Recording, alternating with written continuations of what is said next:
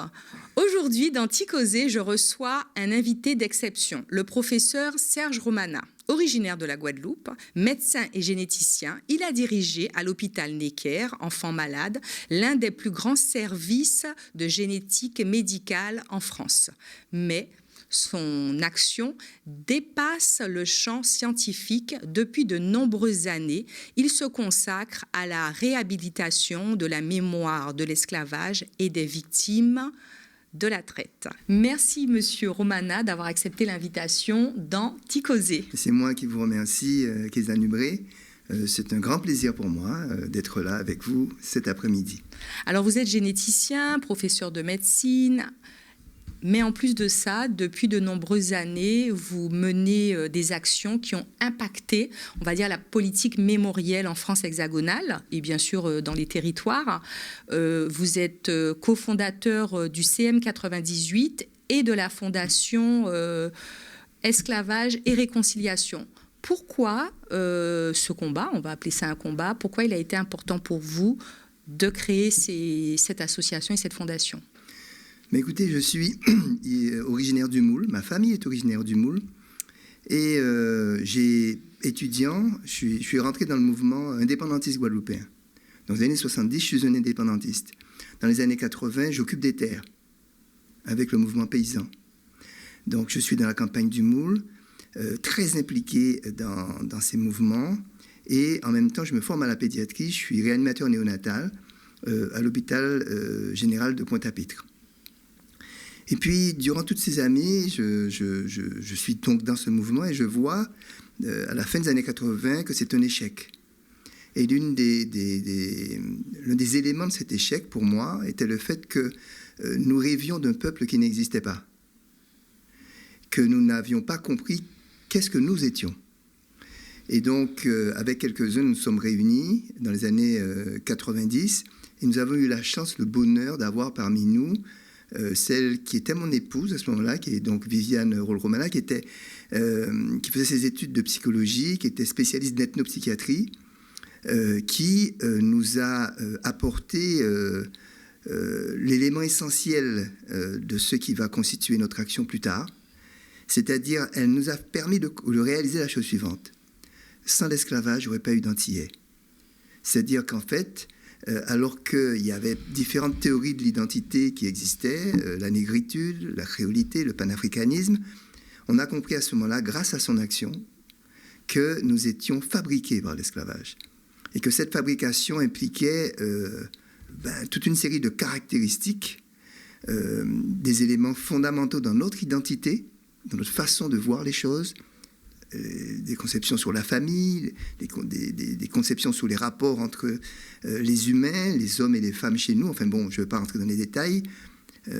C'est elle qui peut l'expliquer beaucoup mieux que moi. Mais parmi ces caractéristiques, il y avait un élément que nous avons compris, c'est la honte qui pesait dans cette société, la honte de l'origine. La honte de l'origine qui entraînait cette errance identitaire dans laquelle nous sommes. Celui-là est nègre, celui-là est afrodescendant, celui-là est africain, celui-là est descendant d'Égyptiens, celui-là est descendant de je ne sais pas qui, celui-là est descendant de Caraïbes, celui-là est négropolitain, celui-là est créole, celui-là... Vous vous rendez compte? C'est-à-dire que ceci, pour moi en particulier, expliquait que dans ces pays, il ne pouvait pas avoir de mouvement collectif qui réussissait. Parce que la base, en fait, ce qui réunit, en fait, un groupe humain dans un pays, c'est un récit partagé. S'il n'y a pas de récit partagé, et en particulier de l'origine, si cette origine est fondamentalement considérée comme honteuse, on ne peut rien faire. Et c'est armé, en fait, de cette théorie. Donc, il faut bien comprendre que la personne principale d'un point de vue théorique, c'est Viviane. C'est elle qui nous apporte ça.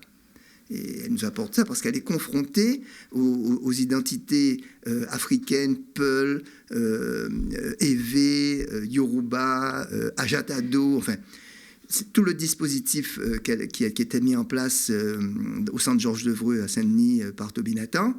Et donc, elle nous apporte ça. Elle comprend ça dans sa thèse, en fait. D'accord ? Et donc, en médecin, on comprend que la question de la honte nous empêche de considérer nos aïeux comme nos parents. Et on les appelle des esclaves, simplement. Donc on considère que c'est séparé. Il y a les esclaves et il y a nous. Je pense qu'il n'y a pas de lien. Il n'y a pas de lien, et d'ailleurs, ça se traduit par un certain nombre un proverbe qui me semble vraiment fondamental, c'est « hier est un imbécile, demain est un couillon ». C'est-à-dire que ce sont des sociétés, les sociétés antillaises, mais en particulier celles que je connais, qui ne sont pas capables en fait de se projeter collectivement, parce qu'elles n'ont pas de récit commun de ce qu'elles ont, et lorsqu'elles ont une idée de cette histoire, de ce récit, c'est des idées, j'allais dire, poétiques, c'est-à-dire, soit c'est la créolité, nous sommes l'avenir du monde, soit nous sommes des Africains, parce que de toute façon, l'esclavage est un accident de l'histoire. Bref, ou bien soit il ne faut pas parler de ça, soit nous sommes des Caraïbes, soit nous sommes ceux que vous voulez, sauf être les enfants des esclaves. Et nous ne comprenons pas que être né dans ce problème, dans ce crime contre l'humanité est très lourd. Donc ça veut dire que de dire qu'on est les enfants d'un peuple qui a été déporté et mis en esclavage, ce n'est pas la même chose que de dire qu'on est africain. Mais on n'est même pas les enfants d'un peuple qui a été déporté, puisque ce n'est pas un peuple qui a été déporté. C'est différentes ethnies, des individus non liés les uns aux autres qui ont été déportés. C'est une nouvelle ethnie qui naît en Guadeloupe et en Martinique. Imaginons un EV qui arrive en Guadeloupe, jeune à 16-17 ans, il est traité. Il est d'abord vendu, puis il est déporté. Il arrive, il a sa langue, déjà c'est un traumatisé, c'est quelqu'un qui est traumatisé. Il va avoir un enfant. Il ne va pas être capable de défendre son enfant, ni celle qui est sa compagne, par exemple. Il ne va pas pouvoir lui transmettre sa langue. Il ne va pas pouvoir lui transmettre ses dieux. Et ceci sur 10 générations jusqu'à 1848. Et sur des ethnies différentes. Mais des ethnies tout à fait différentes. Donc, vous avez donc, dans ce creuset, vous avez alors ce que des gens comme Glissant va appeler la créolisation, la rencontre, etc. Mais c'est une rencontre tout à fait singulière. Elle est dans l'enfer de l'esclavage. Elle va donner des esclaves, des gens qui, lorsqu'ils naissent, ils en font des enfants. L'identité de ces personnes, c'est d'être nés sur l'habitation. Et c'est ce qui est transmis. C'est la rupture, il y a une rupture profonde, en fait, avec l'Afrique, avec les Afriques. C'est pas l'Afrique n'existe pas, c'est les Afriques. L'Afrique, c'est un continent, il y a le plus de diversité humaine. Donc, c'est les Afriques. Bon. Donc, nous constatons ça. Et nous savons qu'il n'existe pas de peuple qui peut se projeter sur l'avenir s'il n'est pas lié à ses aïeux. Or, lié à ses aïeux demande un travail considérable parce qu'il y a la honte de ses aïeux. Il faut donc inverser la honte. Et lorsqu'on comprend ça, on décide de commencer un travail de mémoire pour inverser la honte. Et c'est pour cela que lorsque le gouvernement français, en 1998, décide de commémorer le 150e de l'abolition de l'esclavage, nous décidons de marcher pour que chaque pas de cette marche nous rapproche de nos parents. Parce que nous considérons à ce moment-là que depuis 150 ans, jamais nous ne les avons honorés. Et ceci n'est pas normal. Les chiens n'honorent pas leurs aïeux. Les bœufs n'honorent pas leurs aïeux. Mais les humains honorent leurs aïeux. Il n'existe pas de société humaine qui n'honore pas nos aïeux, sauf les sociétés d'esclaves et de descendants d'esclaves. Et ce jour-là, nous avons décidé d'arrêter avec l'inhumanité et de rentrer dans l'humanité, commencer à honorer nos parents. Ceci, c'est la marche du 23 mai 1998. Et qui donne après toutes ces actions menées pour qu'il y ait une politique mémorielle et que la date du 23 mai, qui commémore justement les victimes de l'esclavage, devienne une date républicaine. Alors, ça, c'est tout le combat qui va se dérouler après, puisque au départ, le comité marche du 23 mai n'est pas encore né. Et devant le succès de la marche, beaucoup de personnes nous disent bon, il faut absolument créer une grande association qui va défendre l'ensemble des Antillais, les voyages, les logements. On dit non. On a résisté à ça. On a dit non. Nous allons constituer un entrepreneur de mémoire que nous allons nommer Comité Marche du 23 mai 1998. Nous allons le nommer avec le nom de l'événement fondateur parce que nous avons une tendance trop facilement à oublier. Et nous avons décidé également de faire en sorte que tous les 23 mai, ça depuis l'an 2000, que tous les 23 mai, nous soyons le plus unis possible pour honorer la mémoire de nos parents. Voilà. Et ensuite de cela, nous avons décidé réellement d'établir un travail de mémoire considérable. Le travail de mémoire a d'abord été d'instituer la journée du 23 mai 98, on va y revenir, mais les premières actions, la première action qui a été fondatrice de ce comité, celle qui a fait qu'il a eu une profondeur dans le monde associatif, mais aussi qu'il a eu des militants déterminés, ça a été les groupes de parole qu'ont organisé Viviane. Viviane a organisé 600 séances de groupes de parole en 10 ans. 600 séances de groupes de parole dans lesquelles le monde associatif, les Antillais de la région parisienne discutaient de leur famille, de la couleur de la peau, discutaient de la jalousie, discutaient de la question de l'estime de soi, c'est-à-dire discutaient des éléments de leur identité, de ce qu'ils constataient dans le fonctionnement de leur famille et pour lequel ils n'avaient pas d'explication rationnelle. C'est-à-dire les divisions dans la famille sur l'élection de couleur de peau, ou celui-là est intellectuel, celui-là n'est pas intellectuel, enfin des choses qui sont connues dans la société antillaise, étaient prises les unes coupées par rapport aux autres. On n'en faisait pas un système, mais mettre 300-400 personnes qui racontent la même chose, ça montre qu'il y a un système. Et qui dit système dit qu'il y a une origine. Et l'origine, les gens comprenaient à ce moment-là que l'esclavage était la matrice de sens, était le creuset dans lequel s'était fabriqué ce groupe qui, aujourd'hui, vivait avec son identité, mais qui n'en était pas conscient. Et ceci a donné donc au CM 98 des militants qui n'avaient pas honte de dire « nous sommes des descendants d'esclaves ». Et à l'époque, on disait « nous sommes des Lamé Kan Fé Nèg ». C'est-à-dire Lamé Kan Fé et Nèg, c'est-à-dire les matériaux de la fabrication. La mer, l'océan, la déportation. Kan, ce qui a permis la culture principale, la culture donc agricole principale qui a fait qu'il y a eu des esclaves, la canne à sucre, fait c'est l'esclavage, et nègre parce que c'était chez nous nègres, c'était en grande majorité donc des gens qui venaient donc d'Afrique, et donc l'emmai, canne, fait, nègre, les matériaux de fabrication. Donc nous assumions le fait que nous étions des descendants d'esclaves, nous ne le disions pas d'un point de vue politique, nous disions que c'est ce que nous avaient fabriqué. En fait, nous appliquions, pour pouvoir guérir de la honte, un proverbe créole. C'est « poil à chien qu'a guéri mordant à chien ». C'est-à-dire, c'est lorsqu'un chien vous a mordu, c'est que les poils du chien vous allez guérir. Donc, il ne fallait pas avoir honte de mettre le nez dans le caca. Oui, nous étions des descendants d'esclaves. Oui, il y avait de la violence. Oui, il y a tout ce que vous voulez. Eh bien, OK, maintenant, on sait ça et on va de l'avant. Qu'est-ce qu'on fait? Et donc, on continue ce travail. Donc, ce groupe-là, donc le comité marche du 23 mai, donc, que j'ai présidé de sa création en 1999 à 2017, eh bien, ce groupe-là avait décidé de mener ce travail de mémoire, donc groupe de parole, et puis, élément majeur, c'est qu'à un moment, on a pu savoir, ou on a pu découvrir quelque chose que les historiens connaissaient depuis longtemps, les registres de nomination. Et donc, ça a été une surprise, mais quelque chose d'incroyable. On pouvait les retrouver. Et donc, nous avons effectué, je pense que depuis... Mais vraiment, hein, je pense qu'il faut que les téléspectateurs le comprennent. Je ne sais pas, il y a plusieurs centaines de milliers d'heures de travail pour aller dans les archives, travailler les archives. Il faut que les téléspectateurs comprennent que c'est une poignée de militants qui, depuis 2006, ne sortent pas des archives pour que la grande majorité des Antillais puissent retrouver leurs parents. Et nous avons donc décidé, puisqu'il fallait inverser la honte, de mettre ces personnes retrouvées dans des livres sur un site internet pour que n'importe qui puisse aller les chercher, les mettre aussi sur un mémorial qu'on a appelé mémorial itinérant, 300 panneaux où il y avait le nom, le matricule et le prénom.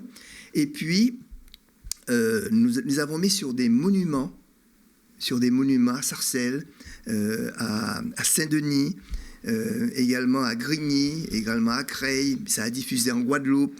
Maintenant, dernièrement, c'est à Saint-Claude. L'année prochaine, ça va être à Saint-Pierre.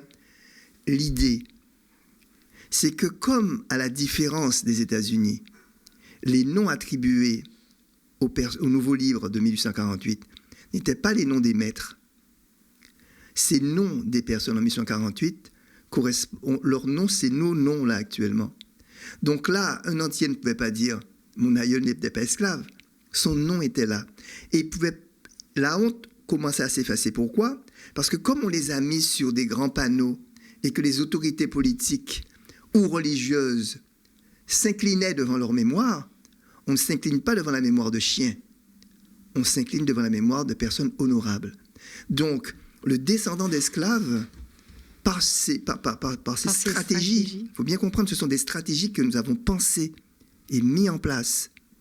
Eh bien, il y avait aussi une phrase que vous disiez « Plis limier bayo, plis fos bandou ». Alors, en fait, c'est toujours pareil, c'est-à-dire, comment les honorer le 23 mai?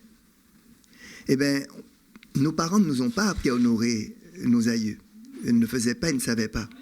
Donc, au départ, on a beaucoup cherché. Hein. Au départ, c'était dans la rue à Nation. Puis après, on a été à Sarcelles. Puis après, on a fait plein de choses. Et puis, petit à petit, dans les années 2013, même avant, dès 2005 même, bien avant, on a commencé à élaborer des cérémonies, donc cérémonie l'American Feneg, qu'on a inventées. Et donc, on a inventé un dispositif. Et ce dispositif, il était en 3 parties. Une partie religieuse, parce que la spiritualité antillaise, et puis on parle de personnes qui ne sont plus là. Donc il fallait absolument donc une célébration religieuse. Et nous sommes arrivés par un travail avec eux qui était magnifique, hein, magnifique, à mettre des religions, les évangélistes, les adventistes et catholiques ensemble. À la cathédrale de Saint-Denis, où se trouvent les rois de France, qui ont mis nos parents en esclavage. Mais là, c'était les descendants au-dessus des rois de France qui célébraient la mémoire des esclaves, des personnes qu'ils avaient mises en esclavage. Les 3 religions étaient rassemblées, quelque chose d'incroyable. Ensuite, il fallait avoir absolument une partie républicaine, où les autorités politiques, donc c'était important d'avoir donc justement le mémorial itinérant, parce qu'il fallait honorer. Et ensuite, il y avait la partie Ligné-Bayo, où les descendants, là, eh bien, nous les honorions, en racontant leurs histoires. Et nous avons été capables, avec l'aide de Jacob de Varieux, Jocelyne Béouard, Tony Chasseur, nous avons créé le groupe Les Déchaînés, qui était un groupe où justement on chantait pour eux. Et nous avons fait de très grands rassemblements. Ils vont rester dans l'histoire. On a fait le Trocadéro en 2005, mais on a fait aussi 2014 Bastille, 2015, 2017, 2017, 2018. On a fait République. C'était quelque chose de fantastique. Donc toujours les 3 parties. Et de façon chaque fois à impacter, à retourner la considération que l'on a vis-à-vis de nos aïeux. D'accord? Et le résultat de ça, c'est que ça a été le combat pour l'institution de la loi officielle, on va y revenir, mais c'est qu'aujourd'hui, lorsqu'on regarde bien, il n'y a plus de honte à dire qu'on est descendant d'esclaves. Mais en 1898, ça ne se disait pas. Et aujourd'hui, il y a énormément de jeunes, antillais, antillo-guyanais, réunionnais, qui font des ateliers avec le CM98 pour aller chercher justement... Pour aller regarder, et ce n'est que le début, parce que justement, l'une des plus grandes réalisations est à venir, qui est justement le mémorial national des victimes de l'esclavage. Justement, on va en venir justement de ce monument, avec les noms de 215 000 personnes. Mais il y a quand même une action qui était importante, c'est la date du 23 mai. Parce qu'il y avait déjà le 10 mai, qui est la date de commémoration de l'abolition de l'esclavage, et la date du 23 mai, qui est une date officielle, qui est le 23 mai pour commémorer les victimes de l'esclavage. Le CM98, c'était un combat important de commémorer les victimes, parce qu'on commémorait les abolitionnistes sans jamais parler des victimes. C'était un combat difficile, puisque je sais que jusqu'au bout, quand la loi, quand ça a été voté, il y a eu quand même un dernier combat à mener, puisqu'elle a failli ne pas être ne pas être réelle, quoi, cette loi. Exact. Tout d'abord, il faut savoir que le 23 mai précède le 10 mai. Le 10 mai arrive en 2006. Le 23 mai est commémoré par les... On commémore le 23 mai depuis l'an 2000. Bon. Le problème, c'est que le gouvernement et la commission qui en était chargée, la commission dirigée par Maryse Condé, n'a pas souhaité que la date populaire soit retenue. Elle a préféré que cette date soit liée à, on va dire, un acte politique qui était le fait que la France reconnaisse l'esclavage colonial comme un crime contre l'humanité, ce qui est très bien, mais ce qui avait été reconnu depuis la Première République, crime de lèse-humanité en 1794, et Victor Schœlcher disait que c'était un crime, aussi un crime contre l'humanité. Donc, nous n'avons pas accepté, nous n'acceptons pas que quelqu'un vienne nous dire quand, où et comment honorer nos parents. C'est bon. C'est nous qui décidons quand, comment, à quelle date nous honorons nos parents. Si un peuple ne comprend pas que ce n'est pas lui qui se décide à quel moment il honore ses parents, ça veut dire que sa date d'anniversaire ne va pas l'honorer. Ça veut dire qu'il n'existe pas. Or, pour la première fois de notre histoire, nous avions décidé d'une date pour honorer nos parents. Il était hors de question que quelqu'un vienne nous dire que ce n'était pas cette date-là. Mais hors de question. Donc, lorsque le président Chirac, en fin janvier 2006, prend position, alors que les élus d'Outre-mer étaient contre, étaient pour le 23 mai, lorsqu'ils prennent une position qui n'est pas celle des associations, qui n'est pas celle des élus... Quand vous parlez des élus, vous parlez des députés. Des parlementaires. Des parlementaires, je m'excuse. Députés Sénat. Voilà, parlementaires. On avait fait une conférence de presse le 26 janvier 2006 pour dire qu'il fallait le 23 mai. Bref, lorsque le président Chirac décide le contraire, nous entrons en résistance. Ouais, nous entrons en résistance en 2006. En 2008, l'action avec Patrick Caram, qui était délégué interministériel, aboutit au fait qu'il y a une circulaire, la circulaire Fillon, qui reconnaît que le 10 mai est une date nationale et qui dit que le 23 mai est une date pour les associations. Nous avons considéré ça comme une étape, mais pas comme la fin. Et en 2016, nous déposons, grâce avec François Pupponi, que je vais jamais cesser de le remercier, François Pupponi, maire et député de Sarcelles. Nous déposons, dans le cadre de la loi égalité réelle, dernière loi du quinquennat Hollande, justement une loi reconnaissant les deux dates, parce que le 10 mai n'était pas reconnu dans la loi, c'était juste une circulaire, la circulaire Fillon de 2008. Donc les deux dates, le 10 mai, c'est pour l'abolition, le 23 mai, c'est la mémoire, c'est la journée d'hommage national aux victimes de l'esclavage. Et le titre de la loi, qui était la loi de Mauroy de 1983, qui dit que c'était une loi de commémoration de l'abolition de l'esclavage, nous faisons modifier le texte de loi en ajoutant « et en mémoire des victimes de l'esclavage ». C'est le monde entier qui a fait ça. C'est son combat qui a fait ça. C'est pas venu comme ça. C'est le seul combat populaire sur ces questions, que ce soit en Guadeloupe, en Martinique, en Guyane, à la Réunion, le seul combat populaire qui impacte, qui fait effraction dans la loi française, c'est ce combat-là. Donc vous comprenez que lorsque le texte est introduit dans la loi en octobre, la loi égalité réelle en octobre 2016, et qu'il y a un député, un sénateur guadeloupéen dont je tairai le nom, qui dit « ouais, mais il y a trop de dates qui commémorent l'abolition, etc. » et à qui j'ai demandé une rencontre, qui a refusé cette rencontre, décide, et il est à la commission des lois, décide de bloquer à la commission des lois, et que les députés et les sénateurs qui me disent « oui, c'est pas grave, on va remettre ce texte à voter, à discuter au Sénat », et que le mercredi, je me rappelle, le mercredi 11 janvier 2017, un des sénateurs m'appelle en me disant « finalement, on ne peut pas, il faut demander aux partis, etc. » Le mercredi soir, je rentre à la maison. Pour rentrer en grève. Et je sais à ce moment-là que c'est près de 20 ans de travail que ces gens-là sont en train de balayer sans même avoir discuté, alors qu'on est dans un pays démocratique. Je prends la décision donc le jeudi matin de rentrer en grève de la faim. Le texte doit être discuté le mercredi au Sénat, en réunion plénière. Je dis à Viviane, pour la petite anecdote, que je vais rentrer en grève le lundi. Elle me dit non, demain. Je rentre donc en grève le vendredi 13 janvier, le jour du décès du Père Céleste d'ailleurs, en grève de la faim jusqu'au mercredi. Et là, les sénateurs sont surpris. Ils viennent il y avait une tente. Ils viennent, discutent, etc.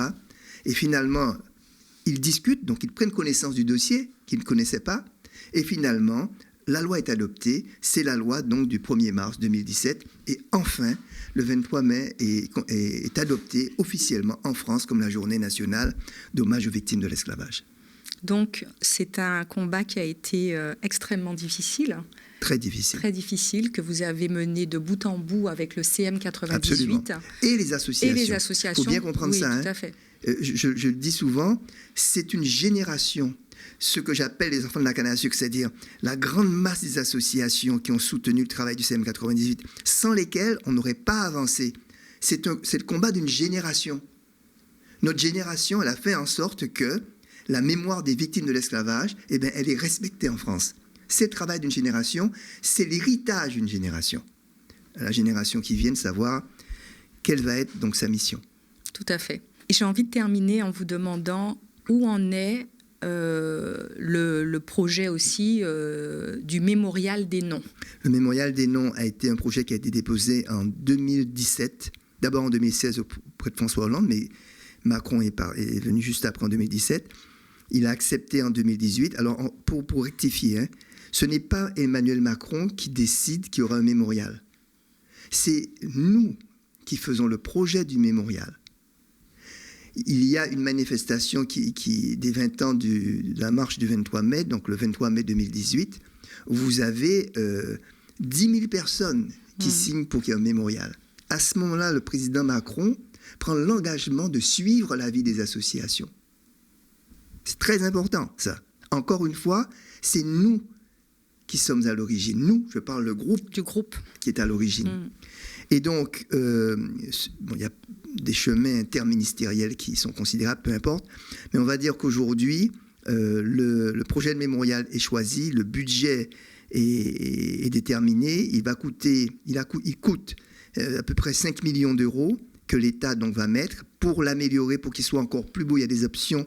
Et donc, nous sommes en train de commencer à chercher 1 million donc, de mécénat. D'accord ? Ça ne va pas être un mur des noms, ça va être un jardin mémoriel, quelque chose de magnifique.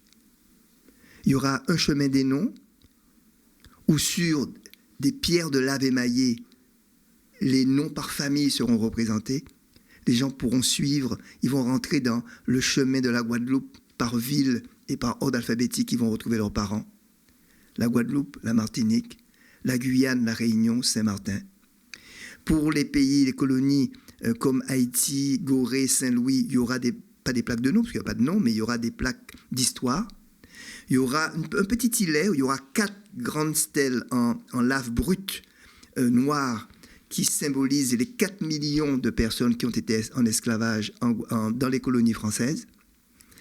Et il y aura aussi un chemin de l'histoire où les éléments de base de l'histoire vont être racontés. Et ça se fera au cœur de Paris, en face de la Tour Eiffel, dans les jardins du Trocadéro. Je pense qu'il faut que les téléspectateurs mesurent ce que c'est. Ce que sera ce mémorial. L'histoire de ces pays va être gravée à jamais, au centre même de la France. Et ça, c'est le résultat d'un combat.